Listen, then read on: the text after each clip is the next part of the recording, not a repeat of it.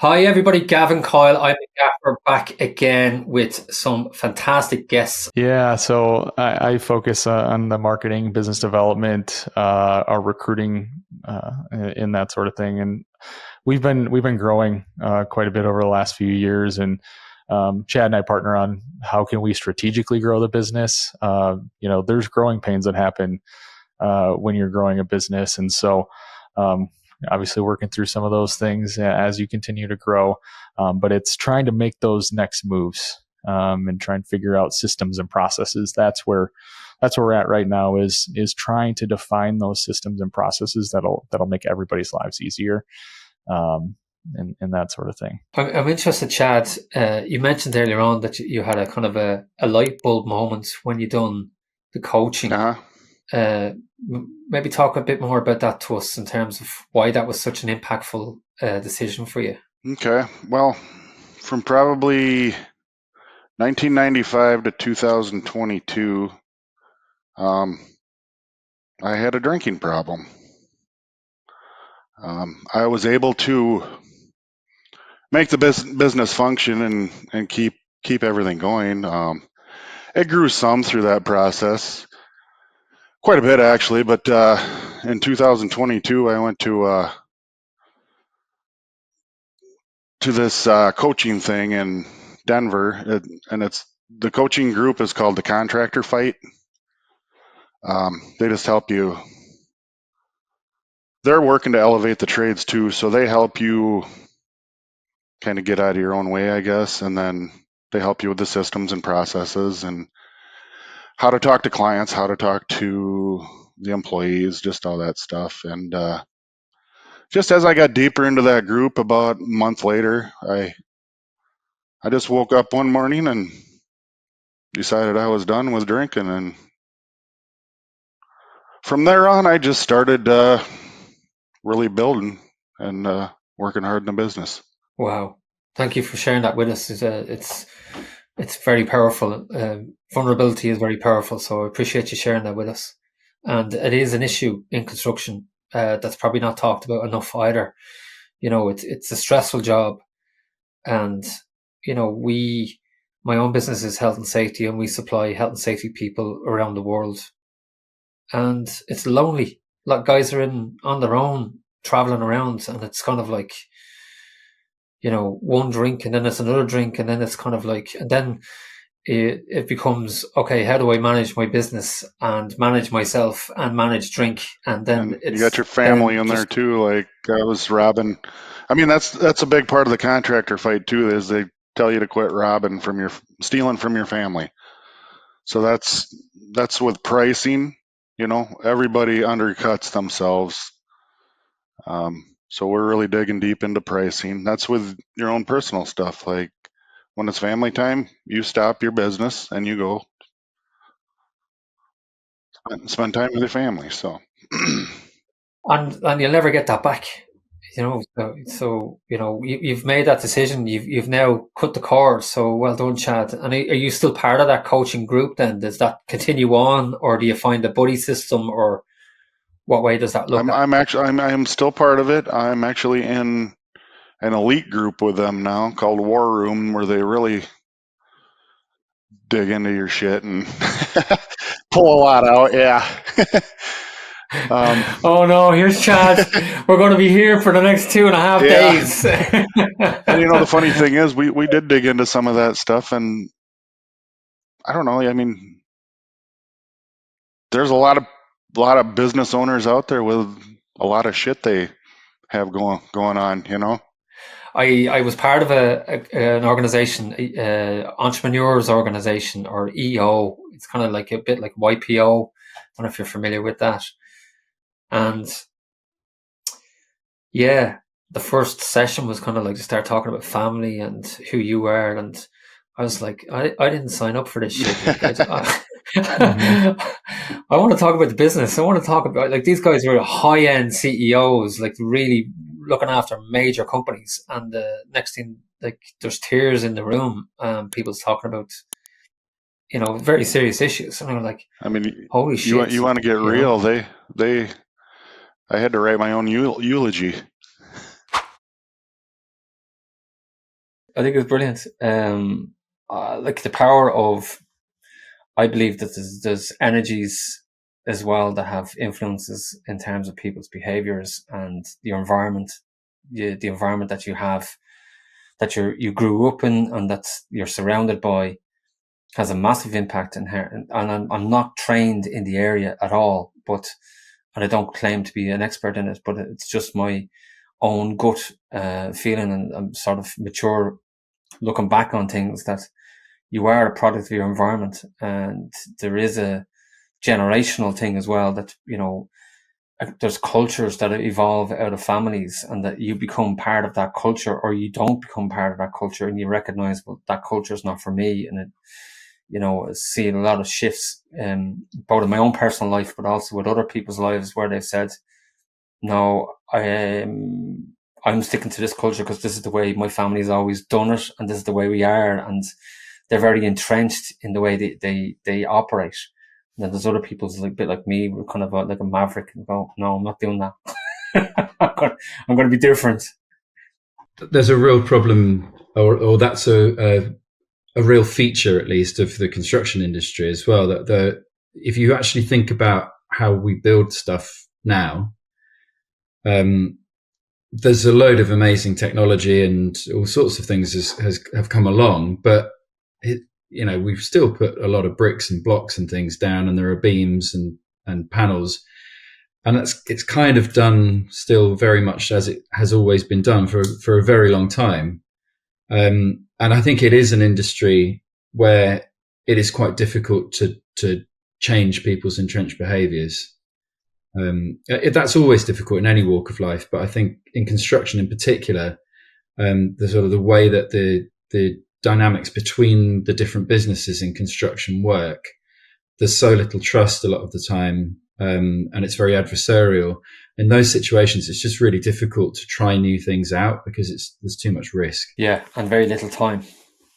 And everyone's fighting fires constantly, and so you can't be looking ahead. Yeah, we don't need you to come in with your maverick head on. Yeah. Well, it's a fair point. You're only slammed after finishing the last project, and you're straight into another project, and you don't have time to, sit down and have these sort of conversations. This is why the podcast was partly the reason the podcast came out as well, is that you're sitting in your car or your van going to work 45 minutes, and you're sort of, listening to people like yourselves, getting other different perspectives in terms of, how am I doing my business? Should I do it better? Can I do it better? How am I as a tradesperson? Can I be a better tradesperson? Where am I going? What's my goals and all that kind of stuff? And, I'm interested to see, how the hell did you actually open up the construction door, or why did you open up the construction door, considering your background? So where did that, Yahoo moment come to go, oh, we're going into construction? Yes, good question. Well, when we were selling my previous business, I knew that I wasn't going to stay on after the sale. So I was looking for something else that I was going to do with my time. And I wanted the next thing that I did to be something that I felt had some positive social impact. I wanted something that made the world better. And I didn't really know what that looked like, but I thought I'll just go and have a talk to some people and see what I can find. And I started talking to people in renewable energy because I thought that would be a nice area to work where you could make the world better. And through that, I started meeting people who built wind farms, solar farms, and so on. And one of them, as well as building, he built solar farms, but he also built a small number of houses every year. And he told me a story about one of his subcontractors, who is an electrical contractor, who, working on a very large construction project, a supplier above him in the supply chain went bust. And he just told me the impact that it had on this guy's life, his family. Absolutely catastrophic event, completely devastating. That's right.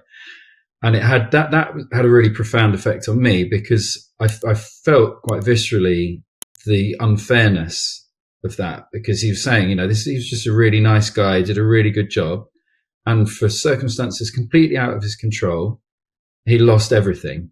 Hi guys, as you're enjoying this podcast, I just wanted to take a few seconds to let you know about my company, Coyle Group.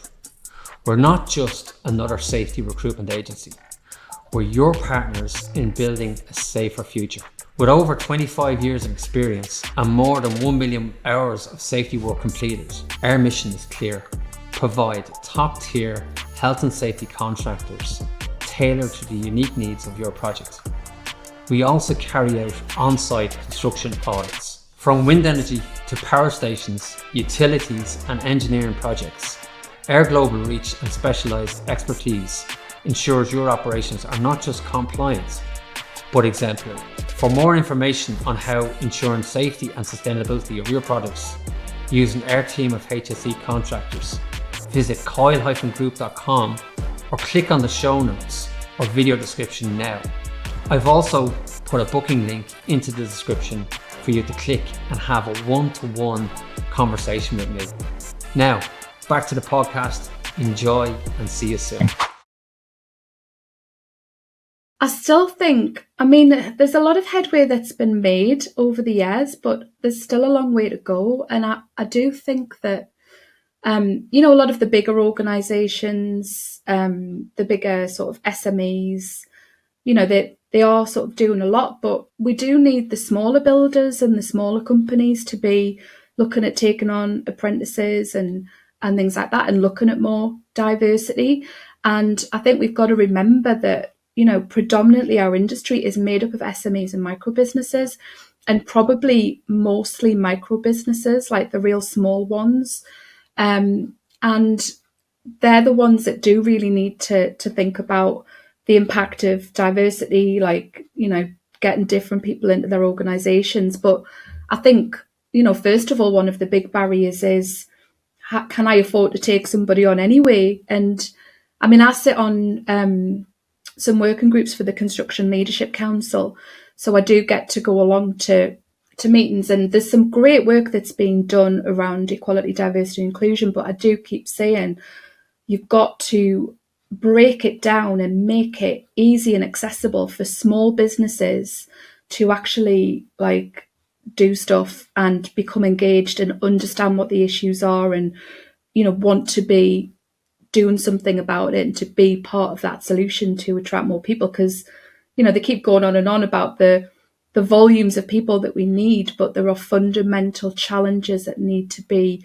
resolved, and the support needs to be given to help businesses to do that. Yeah, and I see, like, we've had some really, really good guests like yourself on the podcast here, and, you know, they're trying to get into the schools and they're trying to encourage and open people's minds up that, like, construction's like a city. Yeah. And it's just, there's so much availability of potential for people in terms of careers that they don't see. Like, you know, digital marketing, you wouldn't associate that with construction, but yet, you know, this digital marketing is now sort of a real key area. Social media management is a key area. Yeah. It doesn't have to be somebody that's just hammering a nail or getting up on a scaffold or a ladder. It's so much more than that. And I think, you know, I think there is some people, there's some really good organizations doing some really positive things with the schools and stuff like that. But it's the long game, isn't it? It's not something that's going to happen overnight, and it's a collective effort of collaboration that's needed for the industry. The brand of construction needs to come together in regards to that. And also, you know, businesses have got to make the environment that they're bringing people into welcoming. Yeah.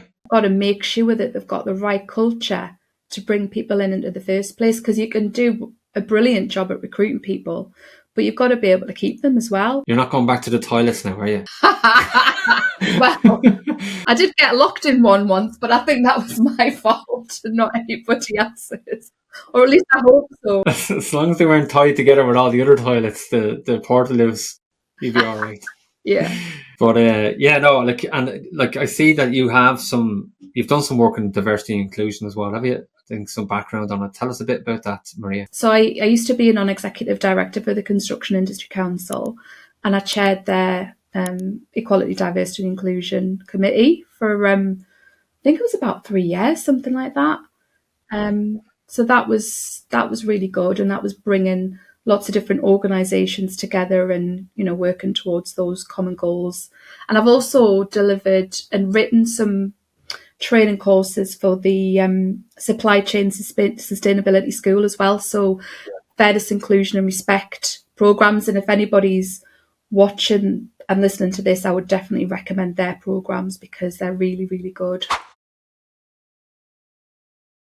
So say for the really small one-man bands, they're not very clear about what they're delivering. They don't have a contract in place. They haven't really spoken about money. They've sort of skirted around it, and they haven't been very clear about what their expectation for payment is. If they're inexperienced, that's what I would see. So for us to come on board and we say, look, we're going to ring as your accounts department, we can then deal with that. So he or she doesn't have to. For the bigger businesses, again, it can be contracts, and it can be not asking the right questions at the point of sale. So if it's a smaller business doing business with a big business, they don't even know what to ask around what is the exact legal entity? Who am I dealing with? Do I need a purchase order number? Who is the person in accounts that I need to liaise with? Who signs off on the invoice before it goes to that person? For construction, we would have, retention. Is there retention on it? All of that. What does the contract look like? When do we expect to get payment? Do I need a payment cert at each point of the building? Who signs off on that payment cert? Do we have direct contact with them? What's his email address? What's his phone number or her phone number? So gathering all of that information, that sounds like a lot. And believe me, it is if you don't have it and you're waiting for money. So gathering all that information is really important at the point of sale, because we're all attracted to the shiny sale, the money. We're so excited to be doing business.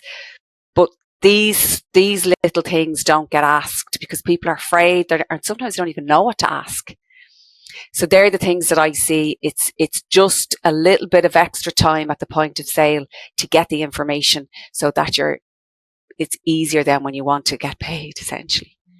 And do you have some sort of like traffic light system where it's kind of, we're giving somebody a bit of a chance to pay, now it's going into an amber where it's kind of like, hold on a minute, you're still not really listening to us. And now we're going into a red where it's kind of, alarm bells.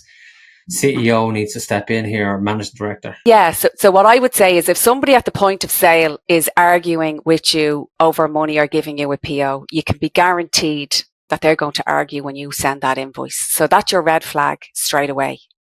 So if they're wishy-washy, I'll get it to you, you are going to have a problem with them. If they're trying to kick the can down the road and say, look, we'll talk about that later, don't be ballyragged into leaving it. Some people are experts. This is how they make money. They'll maybe have a price of 200 grand, maybe €1 million. But they're thinking, I'm really going to get 800 out of this person, because they kick it down the road so much. You're so desperate for the money that in the end they say, we'll give you 800 of the million, and you take it because you need the money. And they write off the 200,000. So the point of sale, look for those red flags, take a breath, really look at what they're saying, and don't allow them to ballyrag you into a situation where you don't have very clear guidelines around price, payment terms, what that looks like, retention, payment certs. All of that information should be given to you at the point of sale. And if it isn't, you'd be I would say, don't move forward, particularly if it's big money. Because for a small business, it will kill you. And what about sorry to cut across you, what about capacity? Do you talk to your clients about capacity and about, why are you taking on that extra job? You really don't have the capacity to deliver that job from a financial resources point of view, and from a human performance point of view. Do you get into that sort of discussion with your owners? So there's some clients that we would have a very close relationship with, and we understand their business. Some of them may not want to tell us or our input around that, but I would always say to somebody is to cash flow is the killer of all businesses. It helps you grow, but it can be the killer. So if something is going to put you under serious financial pressure, that if they don't pay that invoice bang on time, that you can't pay your suppliers or staff, you really want to look at sourcing cash somewhere else to support that job or that project. Because believe me, it's not worth the sleepless nights, and it's not worth the stress that it's going to put you under. So take a step back. I would always say it, and look, 3 months down the line, if they didn't pay this invoice, what is that going to look like for your business? If somebody doesn't show up on site, one of your lads is out sick, what is that? Can you deliver what you promised? And look at your contract. So if your contract says that we're going to have X, Y, and Z done by the 4th week, and one of your lads is out sick, and that can't be delivered, what's that going to look like? So be very careful about, growth, yes, and risk, but do a risk analysis of all of that. My cash flow, if I don't get paid, and the capacity of my business and my manpower to actually deliver what they're asking me to deliver. If you sign a contract, you're signing in to say that I can do this. Your person that you're dealing with, your client, is expecting you to run a business that runs well, that is going to honor what you said you can honor. So do your homework, and don't be afraid to negotiate terms. Don't be afraid to negotiate what's going to suit your business, and be honest, but be honest with yourself. Because I see people just putting themselves under too much pressure, 2 or 3 jobs on the go, and they're not getting it done. So generally, we don't talk about manpower, but if I have a very close relationship with them, I would, and I'd help them manage that finance piece to say, what would that look like? No, and I think I think you've put that across really well. By the way, the consistency of the language that's used within the company is also, from what I see, a major impact to the value of the culture.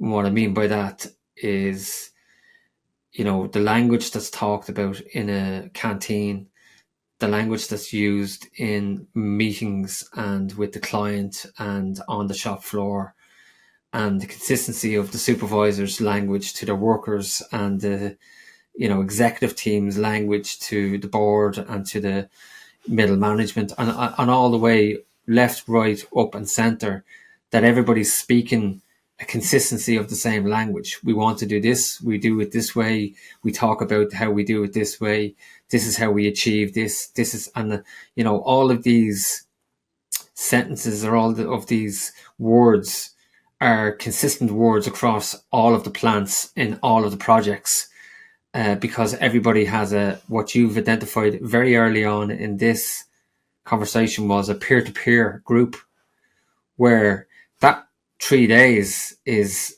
immeasurable from where I'm sitting, is because the company is getting so much value out of those 3 days that you guys are just bouncing off each other and going, well, why are you doing it that way? Why didn't you do it this way? And have you thought about doing it this way? And we said, well, no, we don't do it that way because of blah, blah, blah. And now all of a sudden people are saying, oh, well, now we need to align ourselves with how we approach safety, how we approach productivity, how we approach design, and so on and so forth. And now the language starts to get intertwined. And that seems to be the case with yourselves. Yeah, no, you hit it on the nail there. And I think you're right. One, with being able to be a part of that training for 3 days, there's so many things that happen. Talk to different people who've been able to be a part of that as well. Is that when you're just saying, hey, they're paying me to go fly to, an hour away, put me in a hotel for 4 days. Whatever work I was doing is not as important as what I'm doing right now. They want you to be focused there. We're going to spend time doing activities together that feels like games, but they're really to build bonds, to understand processes, to understand our company better. But the investment that they put in you, guys would call me and say, wow, this, like, just the fact that you are investing in me in this way tells me that I'm important to you. There's not a banner that says you're important to me with a sign pointing at you saying you're important. It's like, no, we're going to spend money, send you somewhere, feed you, have you connect with other people, insert you in this environment where you're going to learn with other people that become your colleagues for the rest of your career here. That's an investment that says you are important to us. We want you to be successful. When you walk away from that, coming back here, charged up, ready to go, knock a wall down for the company, and do all the things that you've always wanted to do as a leader that you never really were necessarily told you could. And sometimes you have people who don't need to be told what they could do. But many people will sit in the background with the best idea ever that never gets tapped because no one said, hey, what do you think? And I've had stories about people who had retirement parties, 30 years at a company, and begin talking to people about things that they never did.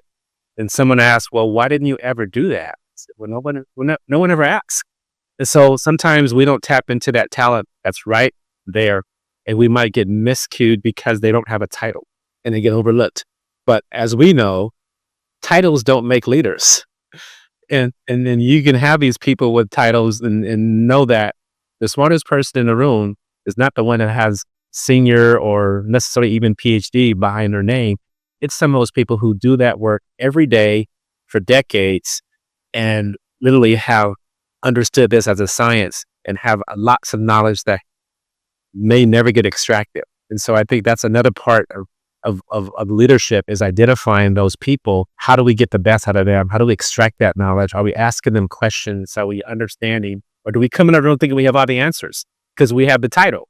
Yeah. And sometimes that's how we operate, right? So I think this is kind of like bringing down, I think the word that resonated with me while you're talking, I was thinking about was ego. And that's what gets in our way. 100%. If we care about winning and being seen, then we lose.